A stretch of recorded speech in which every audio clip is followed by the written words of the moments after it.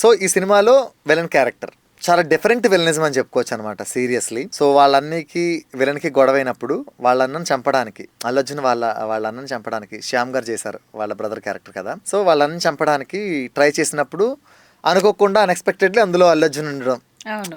దానికేమో అల్లు అర్జున్ ఎఫెక్ట్ అవ్వడం. అప్పుడు చెప్తాడు కదా, నేను మీ అన్నను చంపాలనుకుంటే నువ్వు దొరికావు నాకు అని. అప్పటి వరకు వాళ్ళ అన్నయ్య అంటే చాలా చిరాకు, అసహ్యం. అసలు ఎలా అంటే వాళ్ళ అన్నయ్య పేరు చెప్తేనే ఇంకా వీడికి రక్తం మరిగిపోద్ది.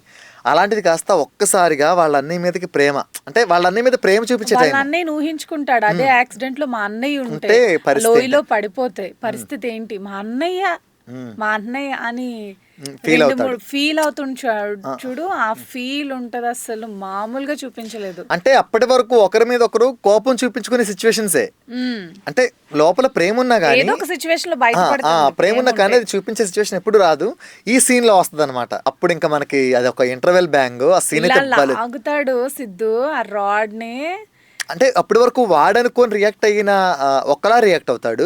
వాళ్ళ అన్ని గురించి అని తెలిసేటప్పటికి ఇంకా ఎక్కువ హైపర్ అవుతాడు అనమాట. ఆ సీన్ చాలా బాగుంటది అసలు. ఆ విలన్ మళ్ళీ సేమ్ అదే పొజిషన్ లో కట్టేసి, అది ఆ ఇంటర్వెల్ సీన్ చాలా బాగుంటది.